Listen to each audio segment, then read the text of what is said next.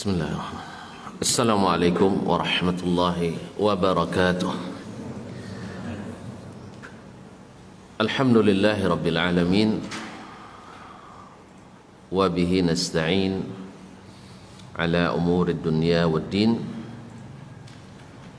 Wassalatu wassalamu ala nabiyyina Muhammadin sayyidil awwalin wal akhirin wa imamin nabiyyin wal mursalin wa ala alihi wa ashabihi al-ghurril mayamin wa man tabi'ahum bi ihsanin ila yaumin yamtazu fihi ashabus shimali an ashabil yamin. Amma ba'du, fattaqullaha ayyuhal muslimun haqqa tuqatihi tafuzu inda rabbikum yawmaddin. Ya ayyuhalladzina amanu ittaqullaha haqqa tuqatih wa la tamutunna illa wa antum muslimun. Ma'asyiral muslimin, ma'asyiral muslimat, al-hadirin wal hadirat, wal mustami'ina wal mustami'at, wal musyahidina wal musyahidat. Kaum muslimin dan muslimat yang dirahmati Allah Subhanahu wa taala, dengan izin Allah Subhanahu wa taala kita kembali melanjutkan kajian ilmiah kita bersama Imam Asy-Syafi'i rahimahullah melalui kitabnya Ar-Risalah. Kita berharap kepada Allah Subhanahu wa taala, mudah-mudahan nikmat yang telah Allah beri senantiasa kita syukuri, sehingga semakin senang dan semakin terasa nikmatnya belajar dan mengaji. Karena tanda kita menikmati Islam dan iman adalah menikmati hal-hal yang senantiasa menjaga dan membersihkan serta merapikan iman kita. Dan majelis ilmu adalah salah satu sarana terbesar untuk tajdidul iman wa tajdidul ahdi billahi ta'ala, untuk beriman dan janji kita kepada Allah Subhanahu wa taala. Dan dia adalah ibadah yang datang kepadanya adalah fi sabilillah, majlis yang Allah janjikan diberikan ketenangan, diliputi rahmat, dicari-cari oleh para malaikat, dan diberikan ampunan bagi siapapun yang mendekat. Ma'asyiral muslimin, ma'asyiral muslimat, rahimanillah wa iyyakum.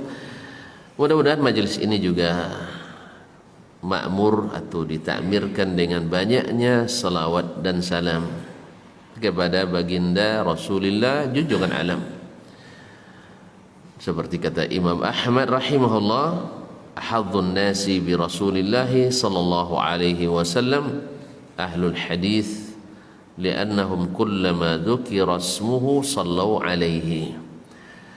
Orang yang paling beruntung dengan Nabi alaihi salatu wassalam adalah ahlul hadis, yang senantiasa mempelajari, mendalami dan menggunakan hadis dalam beramal kepada Allah Subhanahu wa taala. Sebab apa? Kata beliau, li'annahum kullama dzukira ismuhu sallu alaihi. Karena mereka setiap nama Nabi disebut, mereka mengucapkan salawat kepadanya. Dan salawat itu adalah sumber pahala yang sebesar-besarnya, sumber kebaikan dan rahmat yang setinggi-tingginya. Allahumma salli ala nabiyyina wa habibina wa sayyidina Muhammad wa ala alihi wa ashabihi ajma'in wa man tabi'ahum bi ihsanin ila yaumiddin. Wa ba'd. Kita sudah mulai masuk pada macam-macam Allah Subhanahu wa taala memberikan keterangan kepada kita umatnya dalam Al-Qur'anul Karim. Karena dalam bab sebelumnya Imam Syafi'i menjelaskan bagaimana pentingnya memahami dan mendalami Al-Qur'anul Karim dengan pendekatan bahasa Arab yang dengannya Allah utus nabinya, dan dengannya pula Allah turunkan kitabnya dalam bahasa yang setinggi-tingginya. Maka siapapun yang paham bahasa Arab dulu seperti Imam Syafi'i dan sebelumnya, mereka tidak memerlukan mempelajari kaedah-kaedah ini, karena itu mengalir dalam darah daging mereka. Bahasa itu sudah mengalir, tidak perlu lagi berpikir. Tapi di saat seperti yang sudah beberapa kali kita sampaikan dan diingatkan oleh para ulama, bahwasanya setelah bahasa Arab kaum muslimin secara umum dan orang-orang Arab secara khusus akibat berasimilasi dan mengadopsi istilah-istilah bahasa asing ke dalam bahasa Arab yang asli, sehingga sedikit sebanyaknya bahasa Arab itu menjadi rusak dan terkontaminasi. Ini menurut para ahlinya, bahwa bahasa Arab rusak di perkotaan paruh kedua abad kedua. Jadi ya 150 ke atas itu sudah mulai rusak di perkotaan. Demikian pula di perkampungan dan pedusunan, di curug-curug kampung Arab itu juga sudah mulai rusak di paruh kedua abad ketiga, 100 tahun setelah di perkotaan. Jadi sebenarnya siapa yang mau belajar sejarah sebenarnya tahu ini, bahwa bahasa itu selalu rusak akibat pengaruh bahasa asing, bahasa luar. Dan kita sebenarnya sadar juga itu, cuman sudah dibuat semacam asumsi dan persepsi, bila tidak menguasai bahasa asing dan istilah asing, kita dianggap tidak ilmiah oleh kaum akademisi kita. Dulu juga seperti itu, sehingga akhirnya bahasa Arab itu rusak, sehingga diperlukan kaedah-kaedah bahasa Arab untuk memahami.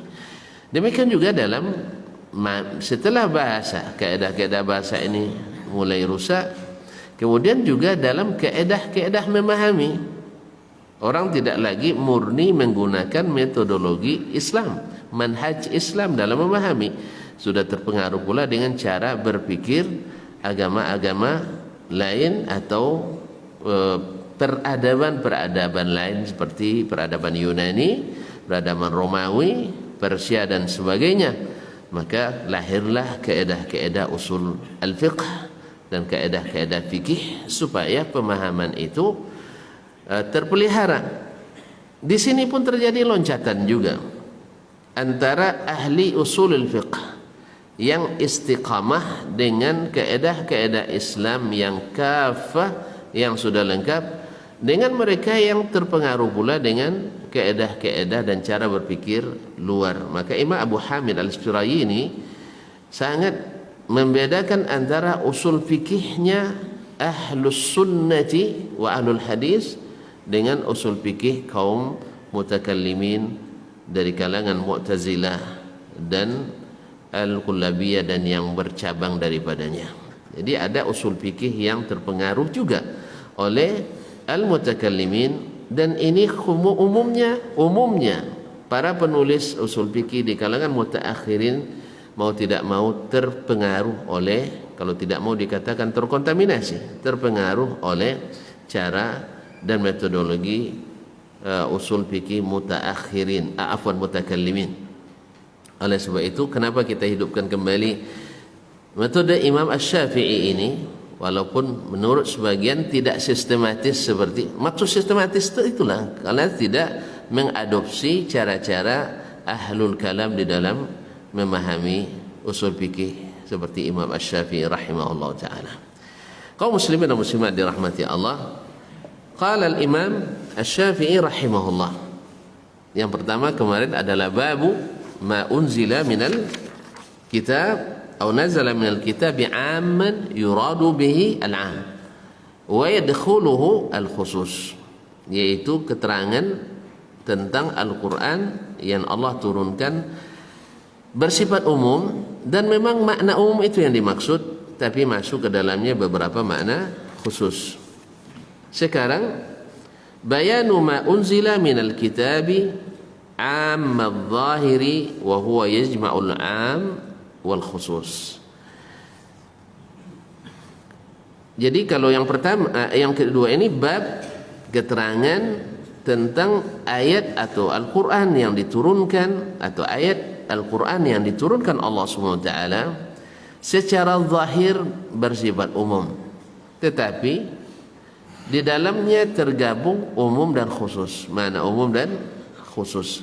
Artinya dalam sepotong ayat itu atau beberapa potong ayat tentang suatu masalah itu, di dalamnya terdapat makna umum sekaligus terdapat makna, ada pula di dalam sebagiannya makna khusus.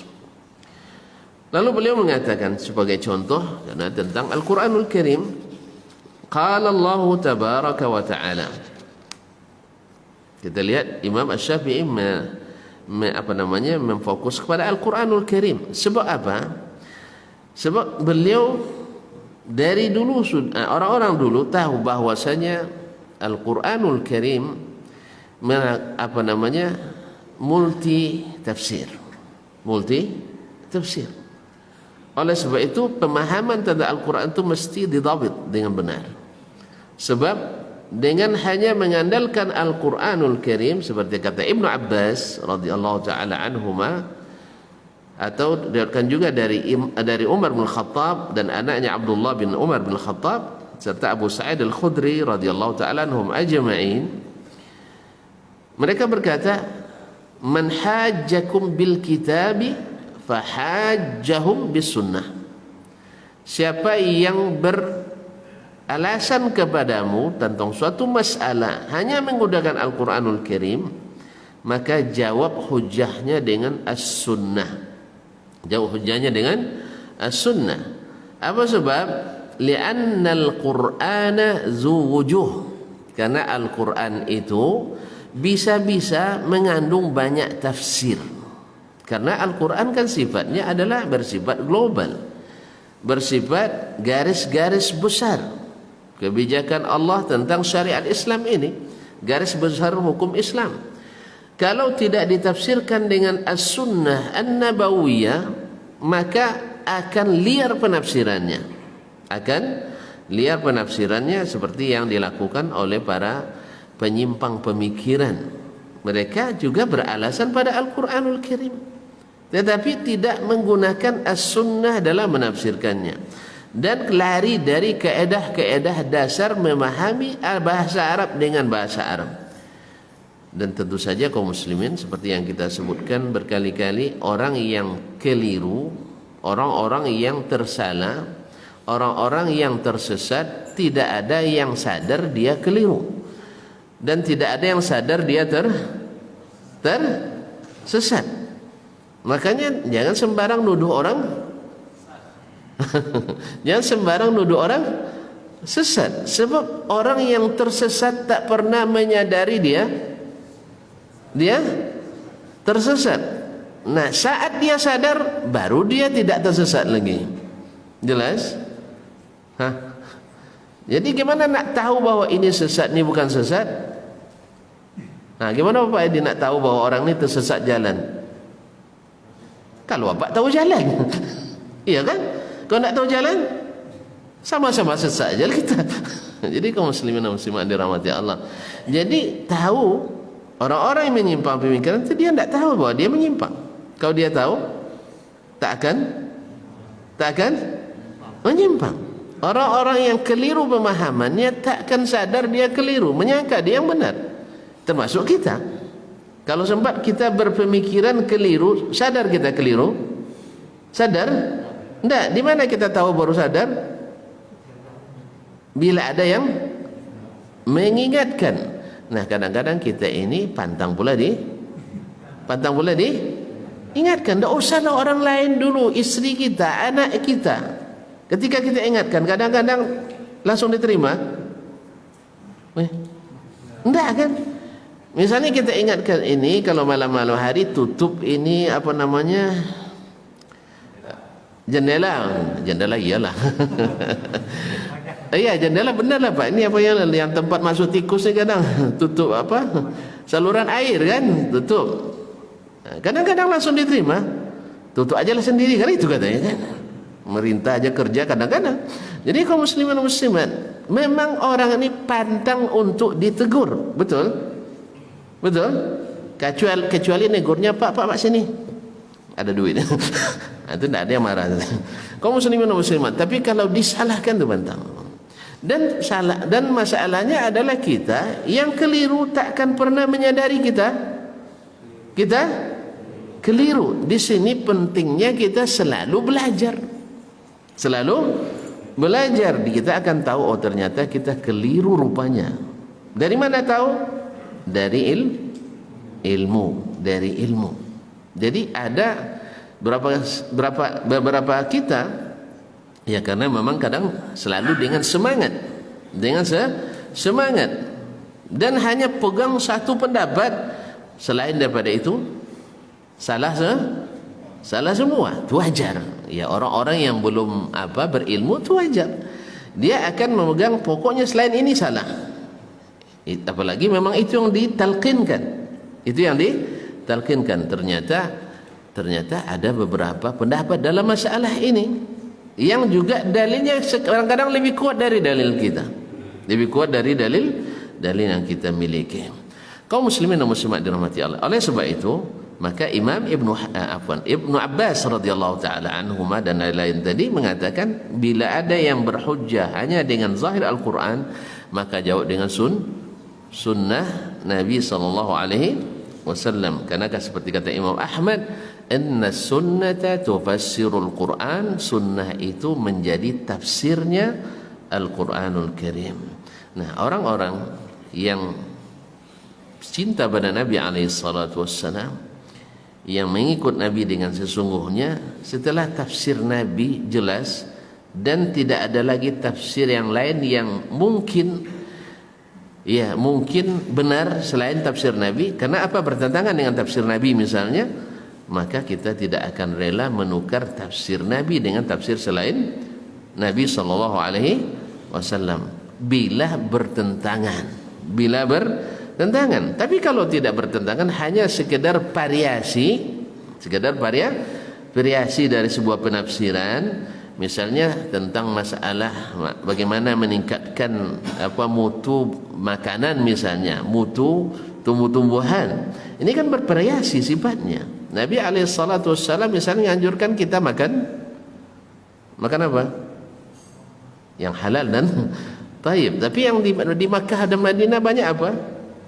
Korma, daging, betul.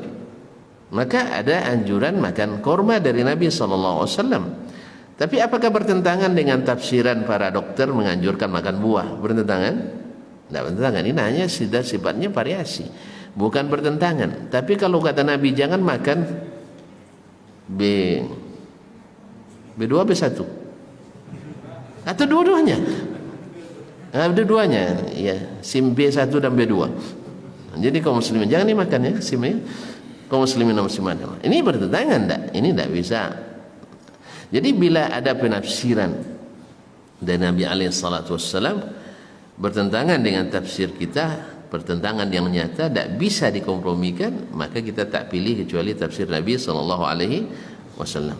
Nah, sekarang dari zahir bahasa sendiri ada yang bermakna umum secara zahir tapi mengandung makna umum dan khusus sekaligus.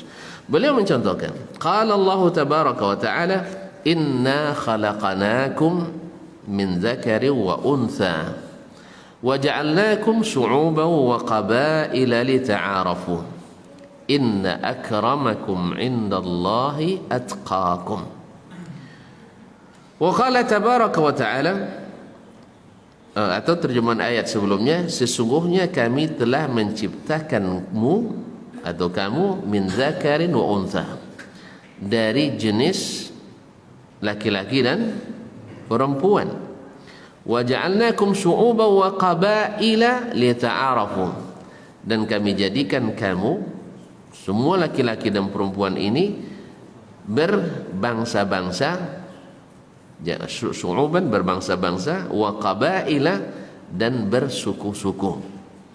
Untuk apa? Lita'arafu, untuk saling mengenal di antara kalian. Kalau sempat tak ada suku, tidak ada bangsa, apa ya kenalnya kan? Ya. Tapi sekarang kalau sudah ada suku, sudah bangsa, kita sudah tahu. Kalau rambutnya keriting halus berarti bangsa, tidak tahu ya. Afrika biasanya. Ya, rambutnya keriting halus. Apa rahasianya barangkali? Nah, itu para ahli kesehatan yang tahu tuh. Kenapa rambutnya keriting halus? Nah, tanya nanti para tim dokter. Ini biasanya yang seperti ini tahan nyimpan air, tahan nyimpan air. Baiklah kaum muslimin dan muslimin. Inna akramakum indallahi atqakum.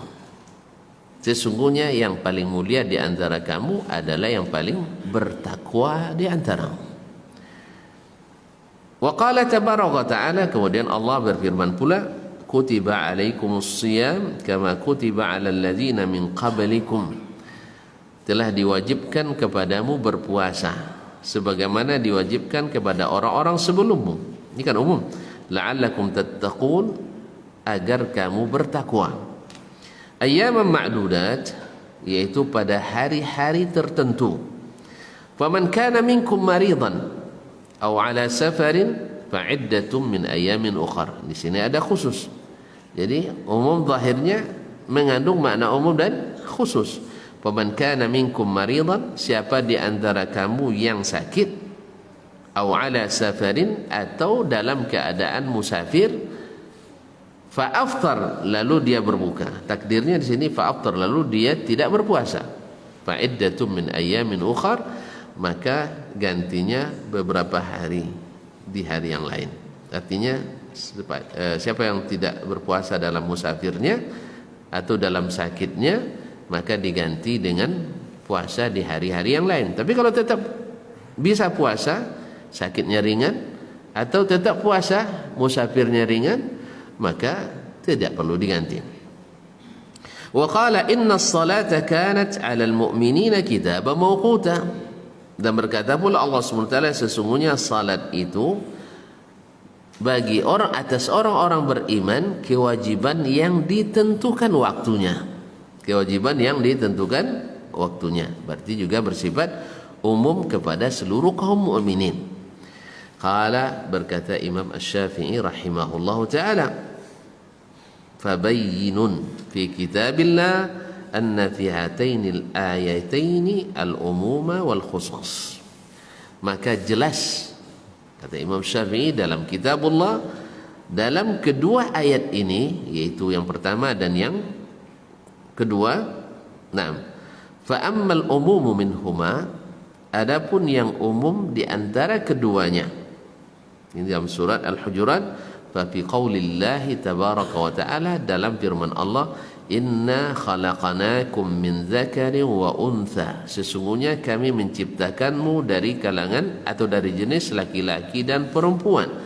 Syu'ub wa ja'alnakum syu'uban wa qabaila lita'arafu, dan kami jadikan kamu berbangsa-bangsa dan bersuku-suku agar kamu bisa saling mengenal. Fa kullu nafsin khutibat bihadza في زمان رسول الله صلى الله عليه وسلم وقبله وبعده مخلوقة من ذكر وأنثى.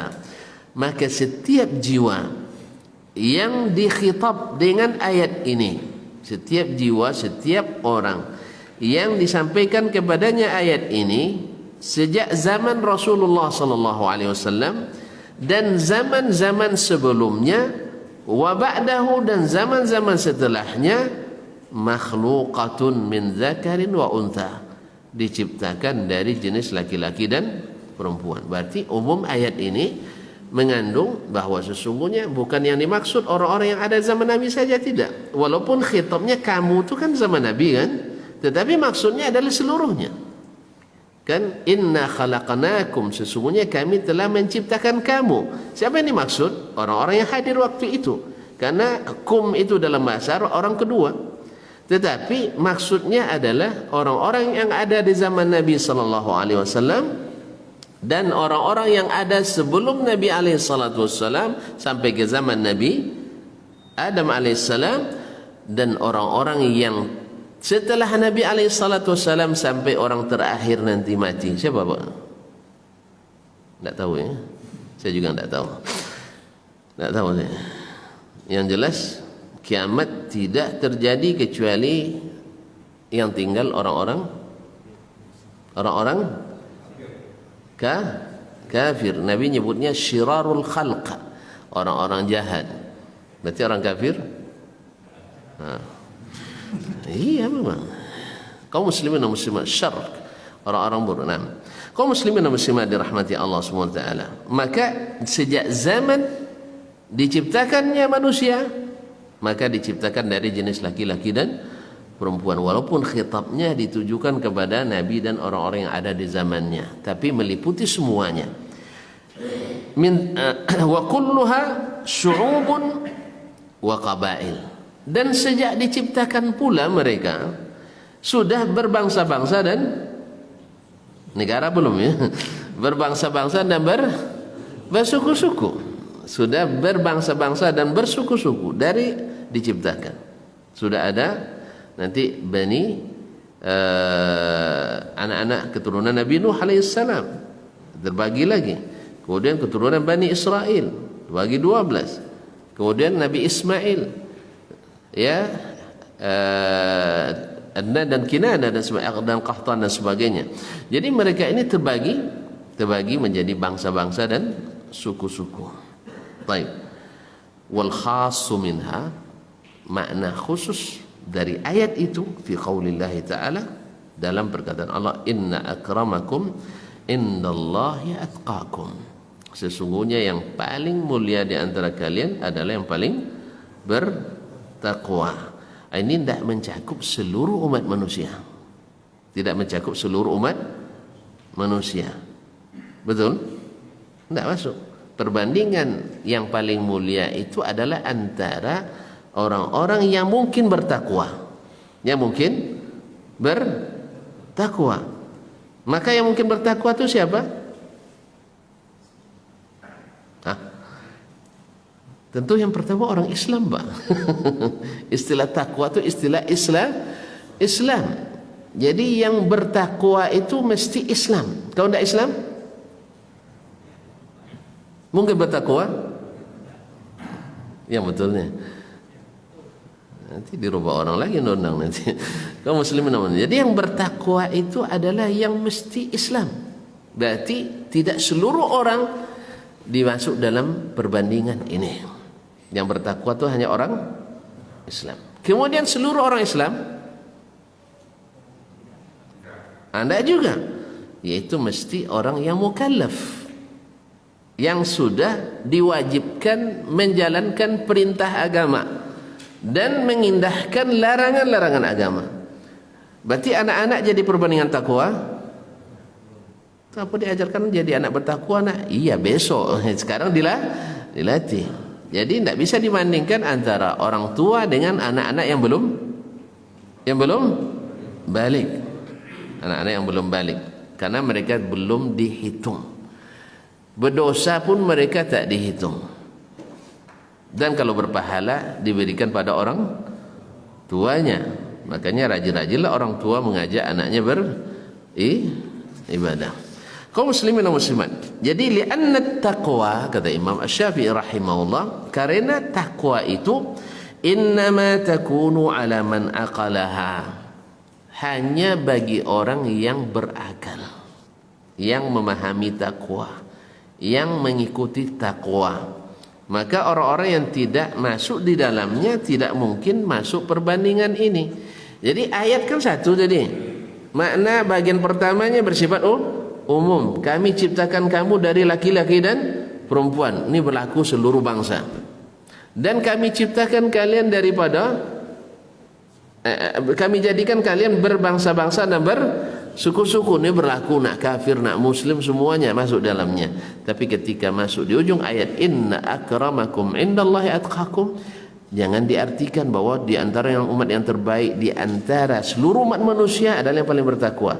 Di sini bisa dimaklumi, dipahami orang nanti bahwa orang kafir mungkin saja bertakwa. Jelas? Kenapa dijelaskan oleh Imam Syafi'i rahimahullah? Karena memang ada pemahaman yang nyeleneh seperti ini, bahwasanya orang kafir yang adil lebih baik daripada gitu ya. Orang kafir yang tidak korupsi lebih baik daripada orang Islam yang korupsi. Tidak sesuai perbandingannya. Jelas? Karena ayat ini tidak mengandung seluruhnya. Inna akramakum ini hanya antara orang-orang beriman. Ini apa makna takwa itu? At-taqwa apa artinya? Melaksanakan perintah Allah, meninggalkan larangan Allah. Taib, orang kafir mungkin enggak, karena memang pada asalnya mereka juga tidak masuk dalam perintah syar'i. Orang kafir tidak diwajibkan melaksanakan salat, betul? Orang kafir wajib salat. Kalau sempat nanti ada hayatul amri bil ma'ruf di negeri kita, atau hisbah, yaitu hayat lembaga amar ma'ruf nahi mungkar, yang salah satu kerjanya yang paling mungkar itu adalah meninggalkan salat. Tentu tidak tahu ya. Yang paling mungkar di antara mungkar itu adalah meninggalkan salat. Maka bila ada orang Islam yang tidak salat, nih kemungkaran lebih daripada berzina, lebih daripada korupsi. Betul ya?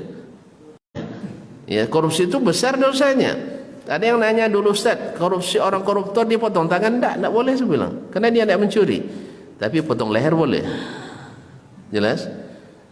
Mana yang rusak, korupsi atau mencuri? Tapi kau tidak potong tangan? Yang boleh potong potong leher. Kalau sempat tuan-tuan ke Korea Utara, di rudal. Allah musta'an.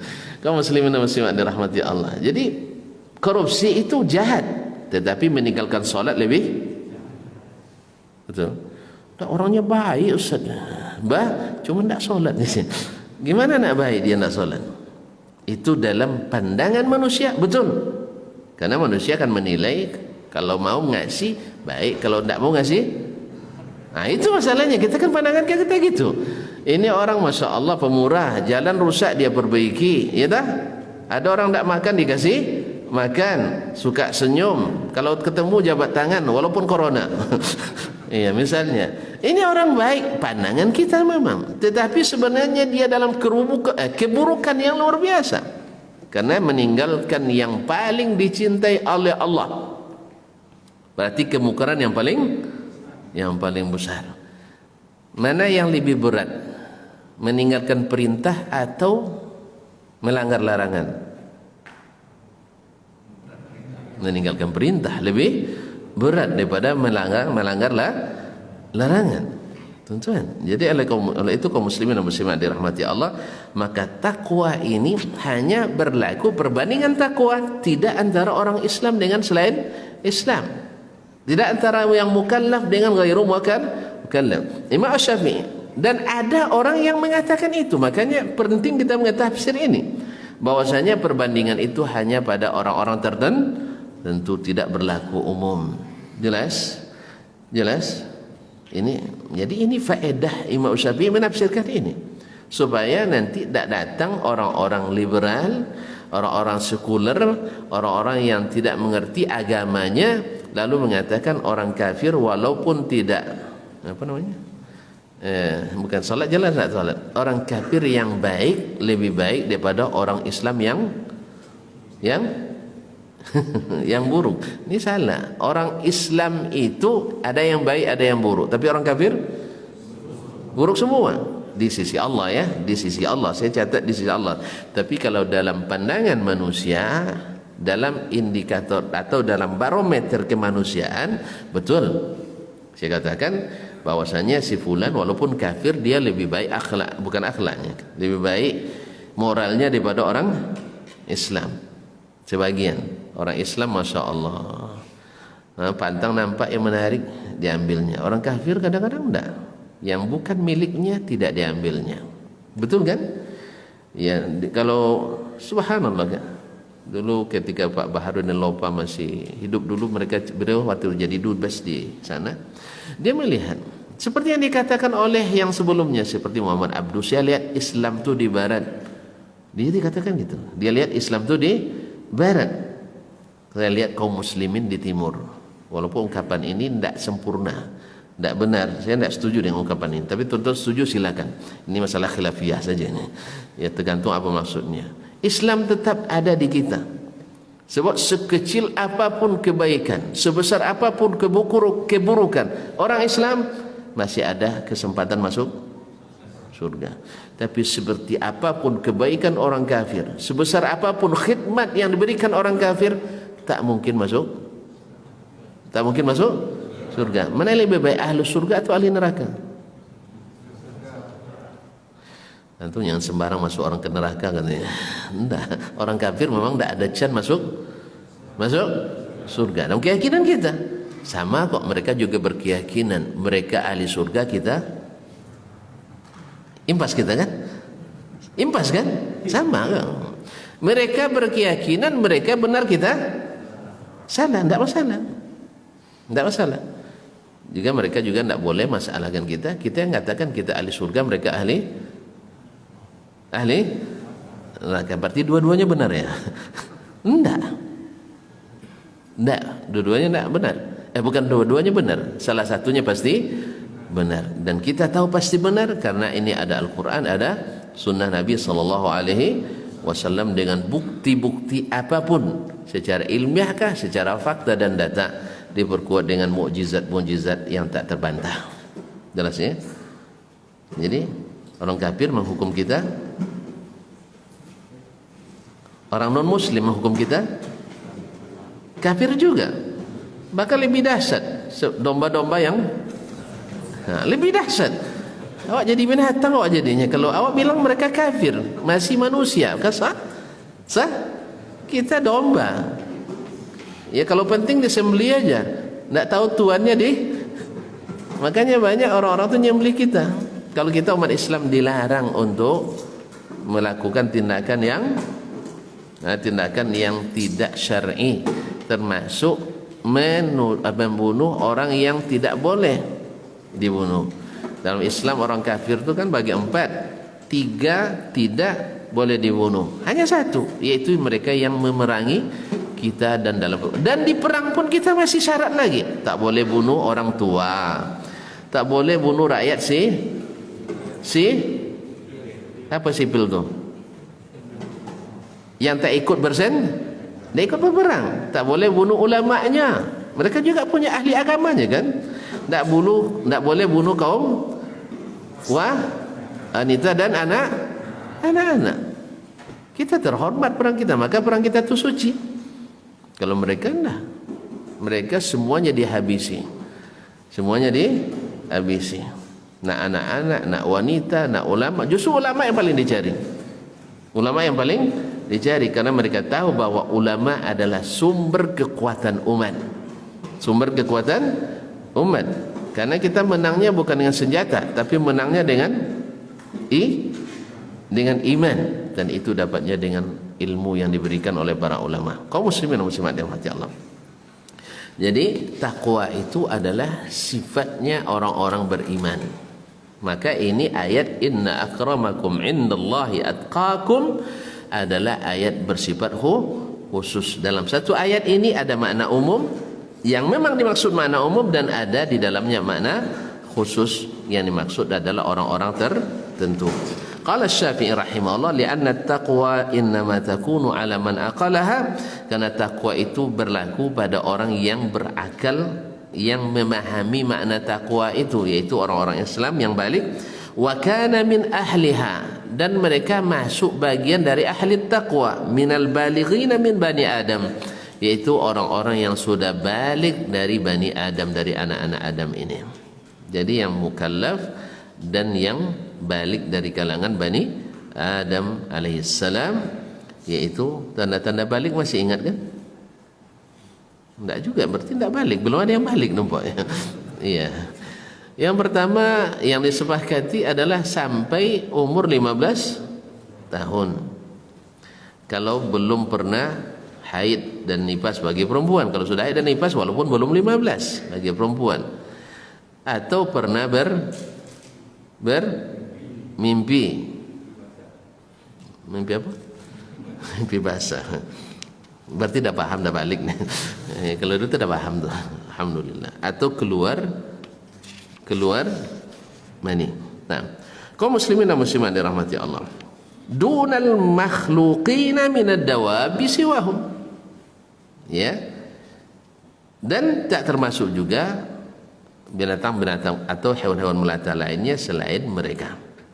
Wa duna al-maghlubina ala uqulihim minhum, dan tak termasuk juga orang-orang yang tidak berakal, orang-orang yang orang-orang yang ada keterbatasan, apa istilahnya?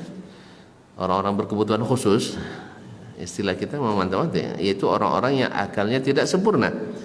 Wal atfalil ladzina lam yablughu, dan para kekanak atau kanak-kanak yang belum balik. Wa uqilat taqwa minhum, dan tidak mungkin dipahami ketakwaan dari mereka karena mereka belum mukallaf. Jadi takwa di sini perbandingan inna akramakum indallahi atqakum adalah ahlinya takwa itu, yaitu orang-orang beriman. Berarti dalam ayat ini di awalnya makna umum berlaku untuk seluruh makhluk, dan di belakangnya bermakna khusus hanya berlaku bagi kaum muslimin dan mukminin. Fala yajuzu an yusafa bittaqwa wa khilafiha illa man aqalaha wa kana min ahliha. Maka tidak boleh diberi sifat takwa atau tidak bertakwa, si fulan bertakwa atau tidak bertakwa, illa man aqalaha, kecuali mereka yang sudah mengakali atau sesuatu, mereka yang sudah mengerti, mereka yang sudah balik berakal. Wa kana min ahliha, dan termasuk bagian dari ahli takwa, yaitu orang-orang beriman. Karena tidak ahli takwa orang yang tidak beriman. Karena takwa itu antaj'ala bainaka wa baina adzabillahi wiqayah. Definisi umumnya bahwa engkau jadikan antara dirimu dan azab Allah itu ada benteng yang membatasi. Nah, orang kafir tidak ada bentengnya antara azab Allah semua. Jadi mereka bukan ahli takwa. Walaupun kalau sudah menjadi istilah umum sosial, kadang-kadang orang kafir disebut juga orang bertakwa. Tapi dalam Islam tidak, karena mereka bukan ahli takwa. Au khalafaha fakana min ghairi ahliha. Atau tidak boleh juga disebut bertakwa orang-orang yang tidak mengikuti syarat-syarat takwa, yaitu orang-orang Islam tetapi tidak menunaikan perintah Allah dan tidak pula meninggalkan larangan Allah. Tidak boleh juga disebut dengan takwa. Maka tidak boleh kita misalnya si fulan yang Masya Allah bandit, lalu dibandingkan dengan seorang ustaz tu beda-beda tipis takwanya dengan si anak, bisa. Atau misalnya si ustaz lebih bertakwa, ini tidak, karena ini bukan ahlinya. Orang fasik bukan ahli takwa, walaupun dia masih tercatat sebagai muslim, tetapi dia orang-orang yang suka meninggalkan perintah Allah atau melanggar larangan Allah yang dalam bahaya besar. Kadang-kadang sebagian ulama bila meninggalkan salat dengan sengaja walaupun masih mengakuinya, sebagian besar ulama mengatakannya sudah keluar dari ahli takwa, sudah keluar dari ahlul Islam. Allah musta'an. Maka kita ingatkan saudara-saudara kita, kalau nak buat dosa juga jangan meninggalkan salat. Ya, karena salat ini modal kita. Kalau modal tak ada, apa lagi nak diperdagangkan? Ya banyak, modal tak ada, sikit pun tak ada modal. Oh Ustaz, saya solat tak khusyuk. Ya solatlah dulu. Gimana tu nak khusyuk? Belajar solat belum sempurna, masih malas-malas, macam mana nak khusyuk? Maka jadikanlah solat itu sebagai amalan andalan kita. Amalan andalan kita. Pokoknya kalau bikin acara nanti, maka yang diperhatikan adalah isoma, istirahat, solat dan makan. Kalau makan sebenarnya tidak perlu dituliskan, pasti ada. Yang perlu tuliskan sekarang itu orang salat. Istirahat pun tidak perlu tuliskan karena orang nak rehat. Tapi yang salat ni kalau tidak tuliskan bahaya. Makanya jangan isamalah, so sajalah. Apa cara kita orang salat? Nah, ya, salat. Otomatis itu makan pasti tidak pakai suruh pun, tidak di agenda pun pasti ada makan. Iya tak? Nah, tapi anggaran penting. Nah, kalau anggaran untuk makan penting, anggaran kalau salat tidak ada anggaran salat. Itu aja bedanya. Yang penting tak dianggarkan ya. Karena memang salat itu anggarannya dari Allah Rabbul Alamin. Jadi apapun acara buat nanti ya, maka masukkan agenda utama kita adalah salat. Itu tandanya orang Islam. Tandanya orang Islam. Makanya orang Islam itu mesti ada pengaruhnya di dalam segala level. Kalau dia diberikan sesuatu, nak kepala kantor, nak kepala bagian, kepala seksi, nak ketua panitia, koordinator sebagainya, harus punya ini. Bahwa kita jadikan salat sebagai agenda utama kita. Jelas? Oh, kita sama-sama musafir, tidak masalah, jamaah takhir atau jamaah takdim. Yang penting salat masuk agenda. Oh, tidak Ustaz, kita sama-sama musafir jadi solat tidak usah aja. Tidak ada cerita. Baiklah kaum muslimin muslimat. Au khalafaha min ghairi ahliha, atau menyalahi takwa dari orang-orang yang bukan bertakwa, tidak bisa disebut muttaqwa. Wal kitabu yadullu ala ma wasaftu wa fi sunnati dalalatun 'alaiha. Dalam Alkitab, Al-Qur'anul Karim, ayatnya banyak menunjukkan apa yang telah saya sebutkan. Contohnya ayat tadi yang beliau sebutkan, termasuk ayat yang kedua tadi tentang puasa. Puasa itu diwajibkan kepada seluruh orang beriman, betul? Ini umum kan? Tapi di ujungnya ada khusus. Siapa yang sakit, siapa yang musafir, wajib puasa. Berarti tidak masuk dari perintah wajib puasa. Wal kitabu yadullu ala ma wasaftu, Al-Quran menunjukkan apa yang telah aku sifatkan, aku yang sebutkan. Wa fis sunnati dalalatun 'alaiha, dan sunnah pun menunjukkan itu pula. Qala Rasulullah sallallahu alaihi wasallam, Rasulullah sallallahu alaihi wasallam bersabda, rufi'al qalamu an thalathah, diangkat pena, artinya tidak menulis. Kalau pena diangkat kan tidak nulis dia. Dari 3 orang atau 3 orang. An-naimi hatta yastayqiz, yaitu dari orang yang tidur sampai dia bangun. Wa as-sabi hatta yablugh, dan dari anak-anak sampai dia balik. Wal majnun hatta yufiq, dan orang yang gila sampai dia waras. Hadis ini sahih riwayat Imam Abu Daud, Al-Hakim, Abu Daud dan Nasai, Ibnu Majah, Al-Hakim dan lain-lainnya sahih. Jadi hadis ini diangkat pena berarti belum dituliskan, berarti belum mukallaf, belum termasuk yang dikhitab, yang punya kewajiban untuk melaksanakan takwa, yang sudah balik. Makanya orang tertidur sampai dia bangun, siapapun yang tertidur tidak berdosa dia, namanya tidur. Orang yang tidur tidak berdosa apapun yang dia lakukan. Misalnya dia tidur 300 tahun tidak solat, berdosa? Hah? Apa contohnya? Ashabul Kahfi. Ashabul Kahfi berapa tahun? 309. Ada solat? Tak ada dia solat, berdosa? Masuk surga dia? Innahum fityatun amanu bi rabbihim wa zidnahum huda. Mereka adalah orang-orang beriman. Taib, Nabi Uzair tertidur berapa lama? 100 tahun. Berdosa dia tidak solat? Ya enggak. Jadi siapa yang tertidur enggak apa. Makanya tidur aja lah. Iya, tapi jangan sengaja tidur gitu. Tidur aja lah sepanjang masa. Nah, tapi dah bangun enggak, kalau dah bangun berarti berdosa kita.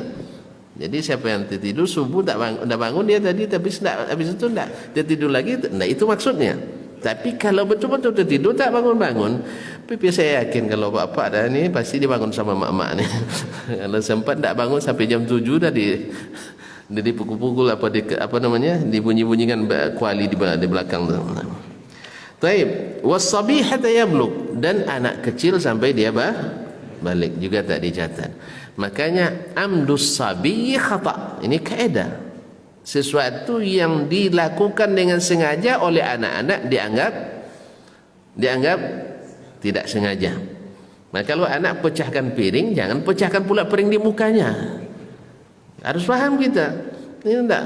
Anak pecahkan satu, ayah pecah 5. Ini rugi besar kita. Anak sudah terdidik keras, awak pun rugi. Rugi piring 5, buat tambah pun bini pun marah sama kita lagi. Sebab siapa yang bersihkan? Istri lagi yang bersihkan. Kadang-kadang pecah-pecah, pandai mengutip, tak pandai kadang. Nah, jadi jangan. Sebab anak-anak, makanya dengan anak-anak ini kaum muslimin, kalau tidak fatal, tidak berbahaya, lebih banyak kita seperti tidak mengetahui. Tapi tetap dicatat dalam pikiran kita. Nanti suatu saat ada momen untuk mengingatkan. Misalnya selesai makan, suruh siapa yang pintar dia cuci piring biasanya, tapi hati-hati jangan jatuh. Jangan jatuh. Kan ingat dia, berarti tidak boleh kalau lagi pecah. Sebab pecah nanti masalah. Besok siapa yang jatuh piringnya tidak boleh makan pakai piring. Kan ini kan jadi pelajaran. Tapi kalau pas waktu itu tidak masuk gaji itu tentu. Betul tak? Orang yang sedang ketakutan masuk gaji? Tidak. Orang yang sedang kelaparan masuk gaji? Orang yang sedang marah-marah tak masuk. Makanya kalau tidak fatal, jangan ditambah besarkan. Kalau perlu seperti tidak tahu, tapi kita catat. Termasuk juga salah seorang istri. Tapi catat, jangan kumpul-kumpul habis tumpah, enggak ya. Ada tunggu momen-momen yang pas gitu. Mudah-mudahan dengan demikian lebih bagus. Wal majnun hatta yufiq, dan orang gila yang belum waras. Ini semuanya semakna dengan apa yang dikatakan dalam contoh yang disebutkan oleh Imam Asy-Syafi'i rahimahullah, bahwa orang yang anak-anak tidak disebut ahlut taqwa. Orang-orang yang tidak melaksanakan perintah Allah tidak bisa disebut orang yang bertakwa. Makanya perbandingannya antara sesama ahli taqwa. Wa hakadha at-tanzilu fi shaumi was shalah. Demikian pula turunnya ayat Al-Qur'an tentang hukum puasa dan salat. Alal balighin al-aqilin, yang wajib atas orang-orang yang balik dan sudah berakal. Duna man lam yablugh wa man duna man lam yablugh, tidak termasuk orang yang belum balik. Wa man balagha, dan termasuk pula orang yang walaupun sudah balik, mimman ghuliba ala aqlih, tapi tidak sempurna akalnya. Tidak sempurna akalnya, seperti orang gila tadi. Wa dunal huyyadhi fi ayyami haidhihinna, dan tidak pula termasuk yang diwajibkan puasa dan salat kaum wanita yang haid di masa-masa haidnya atau di masa nifasnya. Wallahu ta'ala alam. Ini salah satu dari cara Allah Subhanahu wa taala menggunakan atau menjelaskan ayat-ayatnya dalam Al-Qur'anul Karim, yang orang Arab sebenarnya yang masih asli bahasa Arabnya dulu, mereka ini langsung paham ini. Mereka langsung paham dengan bahasa itu. Tetapi setelah rusaknya bahasa, maka Imam Asy-Syafi'i perlu mengingatkan ini. Dan bibit-bibitnya sudah ada. Bibit-bibit ilmu-ilmu yang diambil dari luar Islam itu di masa Imam Syafi'i sudah ada. Baik yang lahir secara lokal dari pemikiran lokal atau kearifan lokal, ataupun yang datang dari dunia internasional, dari thaqafah dan wawasan keilmuan di luar Islam di negara lain. Makanya sebenarnya kaum muslimin dan muslimat, kalau kita nak istiqamah itu memang dalam agama ini tidak boleh mengadopsi ajaran agama lain dalam agama kita. Dalam agama ya, kalau dalam kehidupan dunia memang tidak ada batasan selama tidak menyerupai amaliyah agama-agama lain atau ciri khas agama lain. Tapi kalau masalah dunia, antum terbuka, antum a'lamu bi umuri dunyakum. Karena memang cara berpikir sangat berpengaruh dalam cara memahami. Metodologi ilmiah berpengaruh pada natijah yang dihasilkan dari ilmu yang dipahami. Oleh sebab itu, pahamilah Islam sesuai dengan bahasanya orang Islam, sesuailah Islam sesuai dengan metode dan manhajnya ulama Islam. Jangan dicampurkan antara metode ulama Islam dengan ulama di luar atau pemikir di luar Islam. Cuman sayang seperti yang kita katakan tadi, banyak orang yang tidak menyadari bahwa mereka menganggap itu suatu perkembangan pemikiran dalam Islam. Ternyata itu adalah membuat mundurnya pemikiran Islam.